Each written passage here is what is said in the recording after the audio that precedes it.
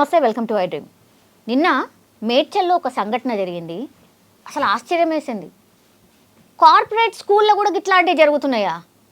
ఇక ఏం చేయాలి? గవర్నమెంట్ స్కూల్లోనేమో చదివించే పరిస్థితి లేదని చాలామంది పేరెంట్స్ అప్పు సొప్పు లేకపోతే తిండి ఒక పూట తక్కువ తిను, మంచి స్కూల్లో చదివించాలి నా కొడుకును నా బిడ్డను అని చెప్పి తీసుకొచ్చి అక్కడే తీరా చూస్తే నిన్న ఇన్సిడెంట్ అసలు వెరీ షాకింగ్. ఓ టీచరు 10th క్లాస్ చదివే పాపను పెళ్లి చేసుకున్నాడు. అసలు మైండ్ సెట్ ఏంది, ఏడిపోతున్నాం అర్థం కావట్లేదు. ఒకసారి మాట్లాడదాం. మనతో పాటు ఉన్నారు psychologist as well as sociologist doctor Gogisetti Subbarao గారు. ఒకసారి మాట్లాడే ప్రయత్నం చేద్దాం. సార్, ఈ ఇన్సిడెంట్ నాకు తెలిసి మీరు చూసే ఉంటారు. సార్, 10వ తరగతి చదువుతుంది సార్ పిల్ల, ఫిజిక్స్ టీచర్ అట. అతను మ్యారేజ్ చేసుకున్నాడు ఆ పిల్లని. అసలు 10th క్లాస్ పిల్లల్ని మ్యారేజ్ చేసుకోవటం అనేదే పెద్ద తప్పు అక్కడ. ఎందుకంటే మనకి ఎన్నో యాక్ట్లు, పోక్సో యాక్ట్లని ఇలాంటి ఎన్నో కొత్త కొత్తవి వచ్చినా కానీ వీళ్ళు ఇంకా ఒక భ్రమలో ఉన్నారంటే, ఒక టీచర్లు ఆ పని చేశారంటే. ఇప్పుడు పిల్లలకి చదువు చెప్పే టీచర్లు ఇప్పుడు ఈ మధ్యన షీ టీమ్స్ అని ప్రతి స్కూల్కి వెళ్ళి అవేర్నెస్ చేస్తున్నారు. ఎందుకంటే గవర్నమెంట్ స్కూల్కి ప్రతి స్కూల్కి షీ టీమ్స్ వచ్చి అవేర్నెస్ జరుగుతున్నాయి, కానీ ప్రైవేట్ స్కూల్కి ఇలాంటివన్నీ జరగకపోవటం వల్లనే వాళ్ళు ఏంటంటే చెప్పుకోలేక, ఎవరికి చెప్పుకోవాలి ఏం చేయాలో తెలియక, టీచర్లు ఏది చెప్తే అదే నిజం అనుకుని వాళ్ళు ఏది చేస్తే అది ఫాలో అయిపోయి కంటిన్యూ అయిపోయి పెళ్లి చేసుకుంటానంటే పెళ్లి చేసుకునే స్థాయికి వచ్చారు అంటే పిల్లలు. అక్కడ ఈ ప్రైవేట్ స్కూళ్ళల్లో కూడా ఇది చాలా తగ్గిపోయింది అనమాట. ఎంతసేపు చదువు చదువు చదువు అని చెప్పేసి మోరల్ వాల్యూస్ లేకుండా, పిల్లలకి సైకలాజికల్గా స్ట్రాంగ్గా ఎలా ఉండాలనేది క్లాసులు లేకుండా, షీ టీమ్స్ అనే కొత్త యాక్ట్ ఒకటి వచ్చింది. షీ టీమ్స్ని బట్టి మనం పిల్లల్ని, ఆడపిల్లల్ని అవేర్నెస్ చేపించవచ్చు, ప్రోగ్రాం కల్పించవచ్చు అనేది కూడా చేయకుండా, మళ్ళీ రీసెంట్గా పోక్సో అనేది ఇలాంటి చట్టం ఒకటి ఉంది ఈ ఆడపిల్లల కోసం అనేది. ఆ పిల్లలకి అవేర్నెస్ కల్పించకపోవటం వల్లనే ఇలాంటివి జరిగి ఉండొచ్చని నేను అనుకుంటున్నాను.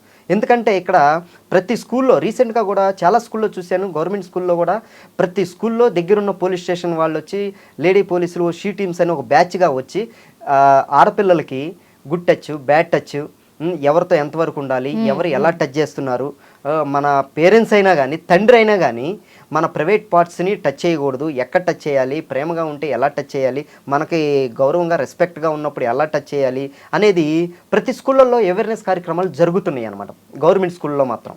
కానీ ప్రైవేట్ స్కూల్లో జరుగుతున్నాయో జరగట్లేదో తెలియదు, కానీ ఇలాంటి సంఘటనలు మాత్రం జరుగుతున్నాయి. ఎందుకంటే ఇక్కడ అసలు 10th క్లాస్ అంటే 15 years అంటే మైనర్, చిన్న పిల్ల.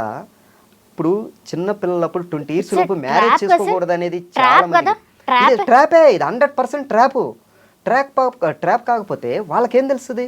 వాళ్ళకి ఏది కనపడుతుంటే అదే.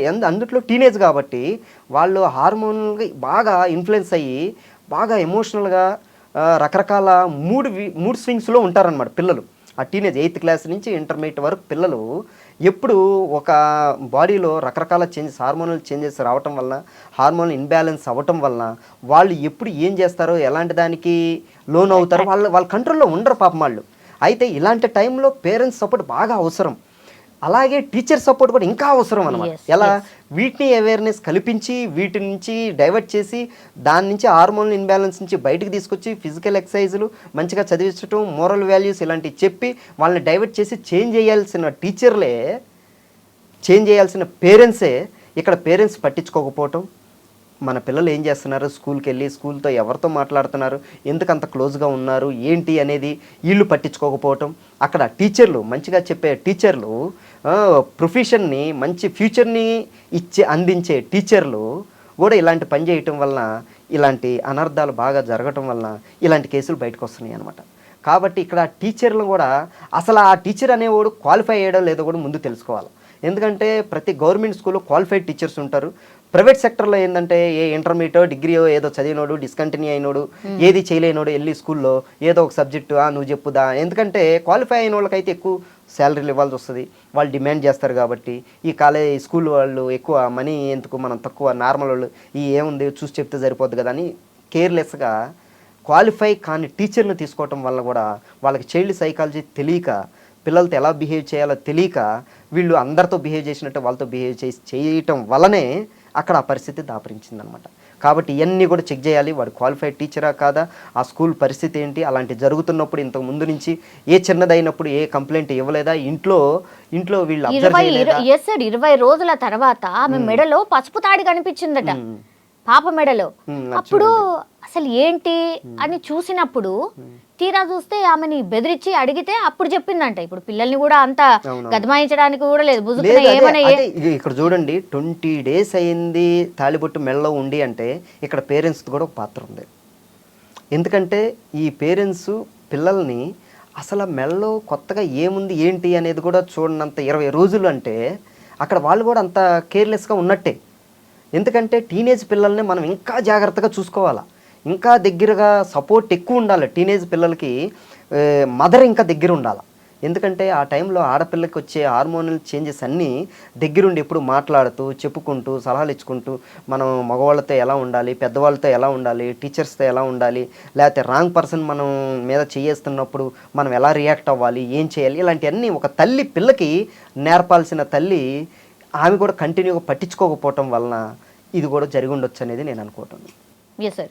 సార్ ఇట్లాంటి అంటే ఎప్పుడొకటి కొత్త ఇన్సిడెంట్ వస్తుంది కాబట్టి నిజంగా సార్ పేరెంటల్ కేర్ అనుకోండి, లేకపోతే ఇట్లాంటి స్కూల్లో టీచర్స్ని మేనేజ్ చేసేటంటే ఈ వ్యవస్థ అనుకోండి, అసలు ఏవి చెయ్యొద్దు, ఏవి ఎట్లా చూసుకోవాలి అనేది కనీసం అవగాహన లేదంటారా? అంటే ఈ ఇన్సిడెంట్ చూసిన తర్వాత నాకైతే అదే అనిపించింది, ఇద్దరికి బుర్ర లేదనిపించింది నాకైతే. అంతే కదా, అక్కడ వాళ్ళకి వీళ్ళకి లేకపోవటం వల్ల ఇక్కడ ఇది జరిగింది. కంపల్సరిగా ఆ స్కూల్ యాజమాన్యం కూడా ఇట్లాంటి స్కూల్ ఉండాల్సిన అవసరం ఉందా సార్? అంటే ఇక్కడ స్కూల్ అనేది కాదు, ఇక్కడ మెయిన్ ఏంటంటే ఒక ఇండివిజువల్గా ఒక ఇద్దరికి జరిగినప్పుడు అబ్జర్వ్ చేయకపోవడం కూడా తప్పు స్కూళ్ళది కూడా ఉంటుంది. నో డౌట్ స్కూల్ ఉంచాలా తీసేయాలనేది కంపల్సరీగా వాళ్ళు కేసు అయింది కాబట్టి తీసేస్తారు, నో డౌట్. ఎందుకంటే వేరే ప్రొఫెషన్లో ఏ చిన్న తప్పు అయినా అది అంతవరకే. కానీ ఒక స్కూల్ వ్యవస్థలో ఒక జరిగింది అంటే ఇక్కడ ఆ స్కూల్ని మొత్తం టర్మినేట్ చేయాలన్నమాట. ఎందుకంటే ఒక స్కూల్ వ్యవస్థలో ఒక మచ్చ కూడా ఉండకూడదు లెక్క అయితే. ఎందుకంటే అంత జాగ్రత్తగా అంత రెస్పాన్సిబిలిటీగా చూసుకోవాలి. ఎందుకంటే ఇప్పుడు ఒక తల్లిదండ్రులుగా ఒక ఇద్దరు పిల్లల్ని చూసుకోవాలంటేనే మనం ఎంతో రెస్పాన్సిబిలిటీ కేర్ చూసుకుంటూ ఉంటాం. అలాంటిది ఒక 500 మంది 1000 మంది 200 మంది ఉన్న స్కూళ్ళు వాళ్ళు ఇంకెంత రెస్పాన్సిబిలిటీతో ఇంట్రెస్ట్తో దాన్ని కేర్ చేయాలా. కాబట్టి వాళ్ళు అంత పట్టించుకోలేదు కాబట్టి ఇలాంటివి జరుగుతూ ఉండుండొచ్చు. కాకపోతే లోపల కొంతమందికి తెలిసి ఉండొచ్చు ముందే.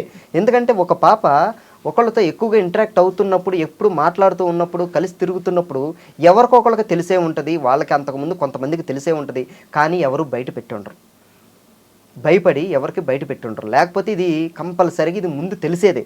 ఒక బిహేవియర్ అనేది ఎప్పుడైనా మనకన్నా ముందు మన ఎదుటోళ్ళకే ఎప్పుడు తెలుస్తుంది. ఎందుకంటే పిల్లలు అన్నాక ఒక బ్యాచ్తో ఫామ్ అవుతారు. ఒక 5-6 ఫ్రెండ్స్ ఉంటారు, ఒక 10 మంది ఉంటారు. ఎప్పుడు ఈ 10 మందిలో నుంచి ఆమె లోన్లీగా వెళ్ళి సింగిల్గా వెళ్ళి అతను కలవాలా, లేకపోతే మాట్లాడాలి. ఇట్లా వెళ్ళినప్పుడు ఇప్పుడు ఎక్కడికి వెళ్ళింది అనేది వీళ్ళకి తెలిసిపోతుంది ఆటోమేటిక్గా. ఒకసారి కాకపోయినా 2 సార్లు మిస్ అయినా వాళ్ళు అడిగితే ఎప్పుడో చెప్పు ఉండొచ్చు. కానీ ఇక్కడ ఏంది ఎవరికి చెప్పకుండా అట్లా ఉంచేయడం వల్ల ఇక్కడ పెళ్లి దాకా వచ్చిందనమాట. Yes sir. వీటన్నిటి అంటే ఇన్ జనరల్లీ ఇట్లాంటివి జరగకుండా ఉండడానికి జనరల్లీ ఇలాంటి జరగకుండా ఉండాలంటే ఇక్కడ ఫ్యామిలీ బాండ్ బాగుండాలి, ఇక్కడ టీచర్స్ బాగుండాలి, మంచి రెస్పాన్సిబిలిటీతో ఎమోషనల్ కనెక్షన్తో మన సొంత పిల్లలు అనుకుని. ఎందుకంటే పేరెంట్స్ ఆయా కష్టం చేసుకుని ఎంతో డబ్బు సంపాదించుకుని ఆ డబ్బు తినక ప్రైవేట్ స్కూళ్ళకి ఫీజులు కట్టి రకరకాల ఫీజులను కట్టి చదువు కోసం పంపిస్తున్నప్పుడు ఈ వీళ్ళు ఎంత కష్టం పడి పంపిస్తున్నారు అనే దాన్ని వాళ్ళు అంత ఇంట్రెస్ట్తో స్కూళ్ళు కూడా మేనేజ్ చేయాలి. స్కూల్ మెయింటెనెన్స్ కూడా అలా ఉండాలి, రెస్పాన్సిబిలిటీ కూడా అలా ఉండాలి. అవి లేకపోవటం వల్ల ఇలాంటి జరుగుతుంది. అందుకనే ఇప్పుడు నేనేం చెప్తున్నానంటే ప్రజెంట్ జనరేషన్లో ప్రతి కాలనీకి ఒక సైకాలజిస్టు, ప్రతి ఊరికి ఒక సైకాలజిస్ట్, ఎలాగో ప్రతి స్కూల్కి ఒక సైకాలజిస్ట్ కూడా ఉండాలి. ఎందుకంటే అలా ఉన్నప్పుడు ఏ చిన్న ప్రాబ్లం వచ్చినా ఆమె ఆ సైకాలజిస్ట్కి షేర్ చేసుకుని ఇలాంటి జరుగుతుంది, ఈ సార్ ద్వారా ఇలా జరుగుతుంది, లేకపోతే ఈ ఫ్రెండ్ ద్వారా ఇలా అవుతుంది అని కొంచెం చేంజ్ అయినప్పుడే ఎవరైనా అబ్జర్వ్ చేసి వెళ్ళి ఆ సైకాలజిస్ట్ చెప్పే అవకాశం ఎక్కువగా ఉంటుంది అనమాట. సార్లకు చెప్పాలంటే భయపడుతూ ఉండుండొచ్చు, ఆ సార్ ఏం చేస్తాడో ప్రిన్సిపల్ ఏం చేస్తాడని. ఒక సైకాలజిస్ట్ ఉన్నాడు అంటే పర్సనల్ విషయాలు కూడా షేర్ చేసుకోవచ్చు అన్న ఇంటెన్షన్ని పిల్లల్లో కల్పించినప్పుడు, అలాంటిది తెలిసినప్పుడు ఏ పిల్లలని వీళ్ళే కాకపోయినా వేరే పక్క పిల్లలని వెళ్ళి సైకాలజిస్ట్ షేర్ చేసినప్పుడు ఆ పిల్ల ఇక్కడ దాకా వచ్చే పరిస్థితి ఉండేది కాదనేది నేను చెప్పదలుచుకున్నాను. ఎందుకంటే ప్రతి స్కూల్లో సైకాలజిస్ట్ అనేది అవసరం. ఫిజిక్స్ సార్ ఎలాగో, మ్యాథ్స్ సార్ ఎలాగో, తెలుగు ఎలాగో, ఇంగ్లీష్ ఎలాగో, ఆటలు ఆడించడానికి పీడీ ఎలాగో, పీఈటీ ఎలాగో, సైకాలజిస్ట్ వీటన్నిటికన్నా ఇప్పుడు సైకాలజిస్ట్ అనేది అవసరం చాలా ఎక్కువ ఉంది ప్రతి స్కూల్లో. అది మ్యాండేటరీ చేస్తే ఇలాంటివి తగ్గే అవకాశాలు ఉంటాయండి. Yes, sir. Thank you, sir. Thank you. And for more videos, please subscribe to iDream. Please subscribe to iDream. Please subscribe iDream. And please subscribe to iDream. For more videos, subscribe to iDream. Please like, share, and subscribe to the channel. Congratulations, iDream. Subscribe to iDream. Subscribe to iDream. So subscribe to iDream Media. iDream ki iDream team andarki huge congratulations. Please subscribe iDream Media. Please subscribe to iDream. Subscribe iDream. Please subscribe to iDream. iDream అంటే నా కళల channel subscribe చేసుకున్న నోరు తిరుగుతలేదు మీరైతే గంట గుర్తు కొట్టండి. For more such videos, please subscribe to iDream.